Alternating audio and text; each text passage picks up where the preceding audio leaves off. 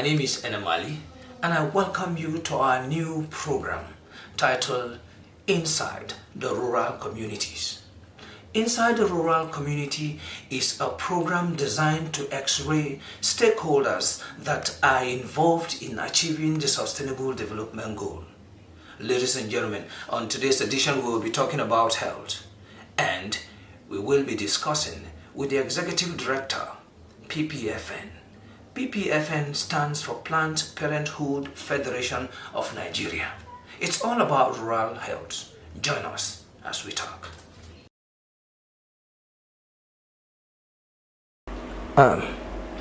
Good afternoon, sir. Well, kindly introduce yourself to as many people that will be watching inside the rural communities. Thank you, sir. My name is Dr. Okai Haruna Aku, and by the grace of God, I work in Planned Parenthood Federation of Nigeria. Let me say, a lot of people, they wonder, what is Planned Parenthood Federation of Nigeria? Yes. They don't even know where I work. I've been working in the hospital for a very long time before I switched to public health. And that is where I specialize. By the grace of God, I'm heading Planned Parenthood Federation of Nigeria. Okay. Planned Parenthood Federation of Nigeria is a foremost reproductive health organization. They call it a non-governmental organization, or if you like, civil society organization. Is it separate from government, or is it We complement Federal Ministry of Health. Okay. So it's separate from government. So by my statement that it's non-governmental organization, you know. And for the fact that we complement government through Federal Ministry of Health, we are also health-based organization. So we are spread all over the whole country. What is PPFN mission statement? Yes, thank you. As a public health institution, our mission is to provide comprehensive, what they call SRH, which is sexual reproductive health and rights. Sexual reproductive health and rights, comprehensive. Wow. So it has something to do with reproductive health system. So everything about reproductive health is what we take care of. And funny enough, the system, they don't just exist in isolation. Health is health. So if you know what is health, and we start saying, oh, respiratory system, gastrointestinal system, blah, blah, blah, blah, and you come to reproductive health system, they all work together. It's about looking after the whole human being. So starting from whether you are born with the disease or you acquire it, is our concern that yes, everybody should live a healthy life. That is the vision. Okay. And in terms of the mission you're talking about, permit me to look at it here very well, to champion the provision of comprehensive SRH and R, that is sexual reproductive health and rights, information and services in partnership with relevant stakeholders to all people, particularly the vulnerable groups. Good. So we are concerned with everybody, vulnerable groups and people with disability. That is our concern. And we work more in the village. That is what I mean, relevant stakeholders. We are present in the 6 geopolitical regions of Nigeria: Northeast, Northwest, North Central, South-South, Southwest, and what again? Southeast. Southeast. So, and we have different headquarters in all these regions.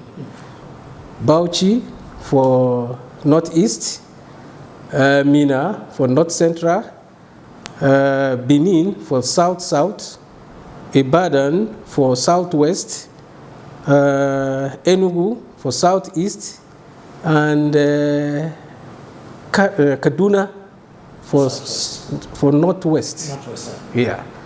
So, and in all these regions, at least 5 states to all these regions.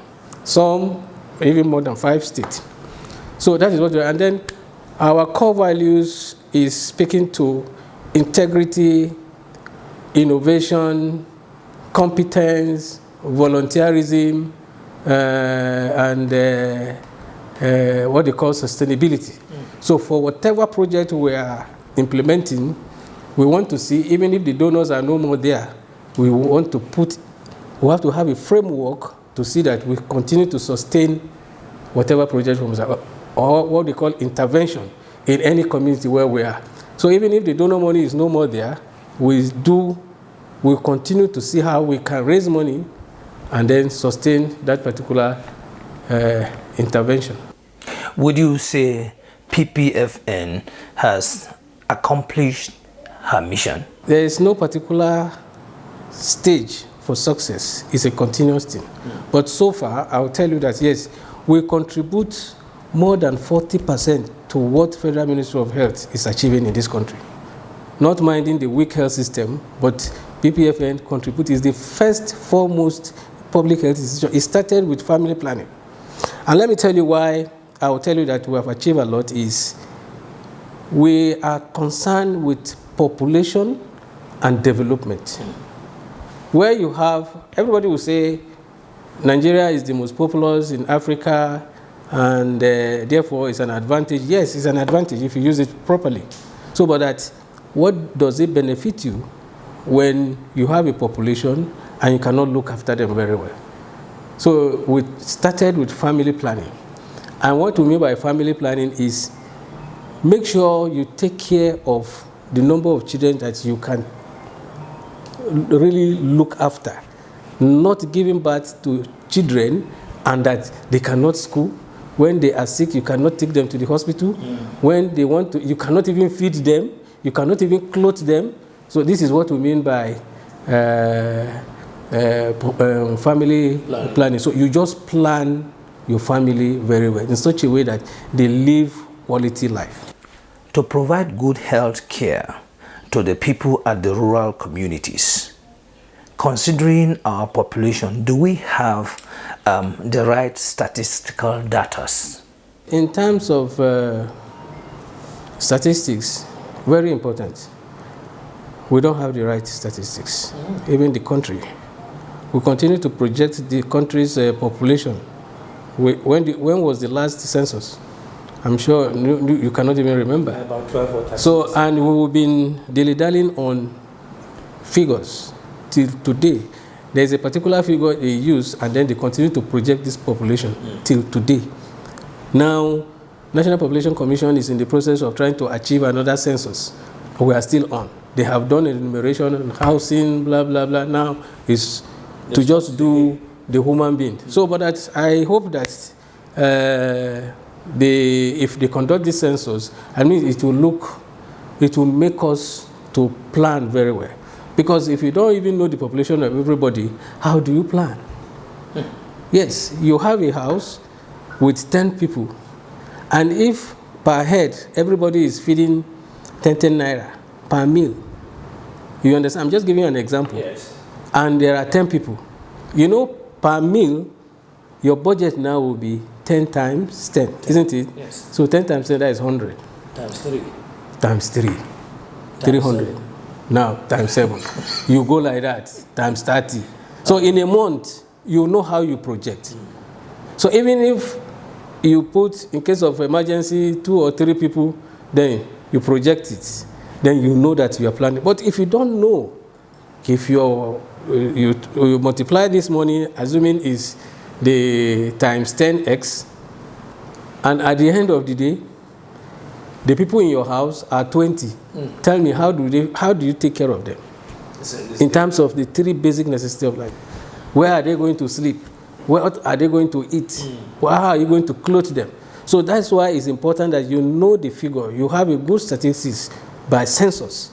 If you know them, then you can plan. So it will enable you to plan very well for your community or for the country. And would you also say that the lack of planning and statistical data had affected your work? Well, it has affected in a way, but what we normally do is you do a rough estimation, and then you go into the community and then you plan. Because whatever thing you are doing, you must plan. You can't just enter community and say you want to offer an intervention. assuming the people, there's an outbreak, some people went for, what do you call it, one meeting or conference somewhere, or whatever. And at the end of the day, people ate food there. They drank water there. Then suddenly the next day, they say people that went for so occasion, one person was sick, rushed to the hospital. Before you know what is happening, he's dead. Another second person, hospital, is dead. And the third person, they say, so you want to know what is the problem? They say they went to one occasion. So now an epidemic has come, you know. That's correct. So at the end of the day, maybe you discover that, it's food poisoning. You quickly run that place up, not minding that people are coming, you are giving treatment, but that if you don't do that emergency intervention, as in public health, then if care is not taken, the population will wipe off. So this is the type of thing we do. So in terms of number, it's important.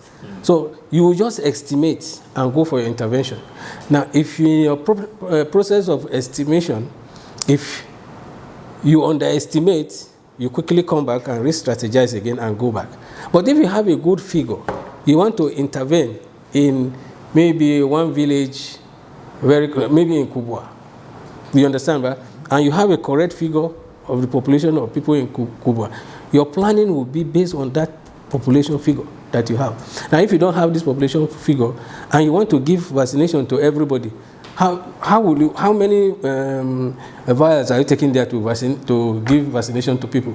If you don't have it, definitely you go there. It's either you under vaccinate or you have excess. And meanwhile, there are other factors again that are behind whenever you are going to do intervention. So figure is very important. If you don't have this figure, definitely there is no how you can achieve what you want to achieve. What is the standard distance from one community to the other? As a community reporter, I have seen how people, especially the rural people, suffer a lot to access health care. Pregnant women, for instance, traveling from point A to point B because of the distance. Sometimes they die and it becomes terrible. This is a health issue. Yes. And if there's anything you want to do for any community, is health, to provide health. You see, Professor Ransom Kuti came with this type of community practice we're talking about, and that was how primary health care came about. Primary health care is the basic unit of health. It's supposed to be in every ward. Nigeria started, first of all, with curative type of medicine. Later on, we realized that, yes, it is better to even prevent whatever is coming. That is in terms of illness or in terms of whatever the adversity. So they decided to create these primary health care or centers in every ward. The standard is every ward should have a health center. And that is the primary health center. And that should be the first point of call. It is not when you are sick, you start looking for general hospital, as it used to be.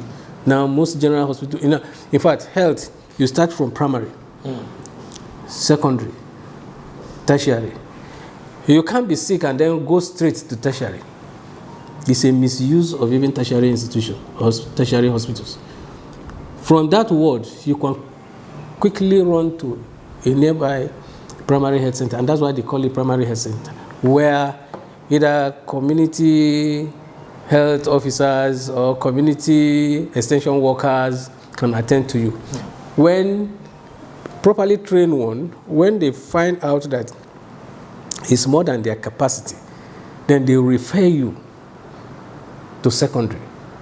Then when you get to secondary, when it is more than their capacity, again, they will refer you to tertiary. Then you go to tertiary. You hardly hear people dying in primary health centers. But a lot of deaths happen at the tertiary or secondary. Yes. Because they come there very late. And you don't expect magic to be done. And again, in terms of service providers, healthcare people, the personnel is another challenge, especially in this country. We are short of everything. Yes, we have the population. Short of doctors, thank you. We have the population. Short of doctors, short of nurses, community health people. In fact, where people are even doing fine now is, they call it TSTS. That is, people, they share what you think the doctor can do.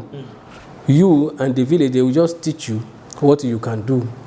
And then when it is more than your capacity, then you refer. Because you hardly see doctors in the village. Most of them are in the cities. Even the ones in the cities now, they are jackpotting now. Because of poor condition of services, you know. So you hardly see them. But that's, I don't want to mention any state, but there is a state that is doing fine. Because you go to a ward, even in primary health care, they have a doctor. Wow. And that state is a model today in this country. Wow. And why is it a model and why they are doing fine is because of leadership. They have very good leaders. So I'm not complaining for anybody, but we hope that we'll have leaders that can listen to complain of people. People are really suffering. Yes. You mentioned one particular thing, and that is before they take a pregnant woman from one point to the, you see they are dead. That's right. I happen to have practiced in fact, most of my life I've been practicing in the villages. I only came to practice in Abuja since 1999. Otherwise, my practice has been in the villages, all. And I know what it means. Where I practiced then, a lot of women, in fact, I was the first person to own a private hospital there. And this is how they bring them in a wheelbarrow or a kolinkura, whatever. Some will give birth. Some before they even come. In fact, we have taken delivery where they say they have taken delivery at home. They came with the baby. They have not even severed the placenta. We severe it, we clean it. So they had retention. So I had to say, okay, let me pull out the placenta. Behold, there was another baby inside. Aye. And they didn't even know. So to them, it's the retained placenta that worries them. That's why they came to the hospital. So you can imagine the blood loss before coming, which is another topic entirely. How will this type of woman survive? But we brought out the baby, and they didn't even know that there was a baby inside. Behold, this Fulani lady had twins. Health is wealth. And SDG goal number 3 talks about good health and well-being. Do you work in partnership with Sustainable Development Goal, that's goal number 17, to achieve this goal at the rural community? You see, they are all connected. I started by telling you about family planning. If you plan very well, you prosper. If you plan very well, your population will be, you manage it very well. If you plan very well, you also plan to maintain your planet very well. You see, there's what you call 5 Ps in this SDG. That number 3 is for health. We understand. But all is about family planning. The whole, you cannot achieve SDG. SDG even started from MDG. Yes, that's correct. You cannot achieve this SDG if you don't talk to family planning. I tell you, if we don't take family planning serious in this country, we can never meet SDGs. I think there are about 17, go? Yes, that's There are about 17. 17 of them, they have their targets, they have their indicators and all that. Nigeria is far from meeting it. And we continue the to... deadline is 2030. we have been shifting it, 2030. Very soon now you hear 2050, if we are alive. We are planning, we are complementing government in achieving this SDG, but we are still far from it. We just talked about health now, and primary health centers in every ward. You can imagine, I am from Ida. Yes. How many wards are there? For those of you that are from the village. think 12 or 10. Very good. So can you now tell me if there are functioning primary health center in every ward? No, sir. No. But it's on record that every ward should have a primary health care center, but they are not there. And that's why you say people, in fact, at a distance of, I think, about 10 kilometers or something, every primary health care center should not be more than that. So you should be, so that you can easily take a sick person. But are we achieving that? No, sir. No. So that's why you must go back to the, to the drawing table and then continue to plan. In terms of policies are there, everything good. So what is exactly our problem? Implementation. They are not implementing these things. We have the best policies in terms of health in this country, but they are not implementing it. So who is not implementing it? If the head is bad, what will happen? The body will be bad. I read one book, they said, why is Africa poor? Up to today, I continue to read that book, and I have not finished reading the book. There is just one page that I opened to. He said Africa is poor because of leadership, poor leadership. So if the leadership is poor, we have a good population now, isn't it? Yes. But how can we make them, how can you empower them to give them quality life? Politics, legislature, and executive, how can the politicians play the politics to achieving good health for the people? Number one, the health sector, they are the one, through statistics like we have mentioned, to come out with what are the issues in terms of health, including guidelines and policies. We have good policies. And it's the legislators that normally form this policy. Even if they have formed it and the executive, they have appended to it, it becomes a working document. Mm-hmm. How do you implement it? So it will go back to whoever is bringing out all these issues to implement. So I have told you, there are good policies in terms of health. Whatever we want, they are there.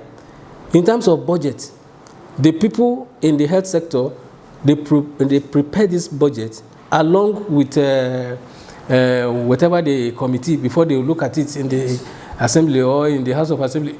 Health is on the concurrent list, which means every state is contributing. It's not that because they give you budget from the federal, you at the states, you just use your own money. But most of the time, the people at the states, they don't contribute. We have very good policy. We have very good guidelines. But that if we are able to implement whatever the work plan is that we want to achieve, definitely the budget will speak to it. And I am telling you that budget is not enough till today. Internationally, they will agree that yes, since what they call Abuja Declaration 2000, they said health budget should be 15% of the whole national budget. Mm.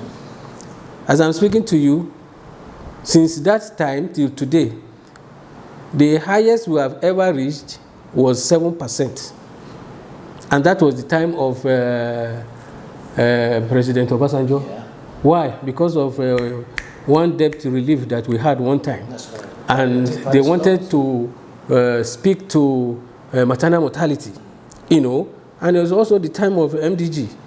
So they tried, but what happened? We have been advocating for this 15%. But today, as I'm talking to you, because of international forces, they have budgeted the highest money in health so far since I've been practicing health. But that money is just less than 4% of the 15% we're talking about. Well, ladies and gentlemen, this is where we draw the curtain. Of course, don't forget this program continues. This is just part 1, and there's part 2. And of course, it's all about health, and health is a serious matter.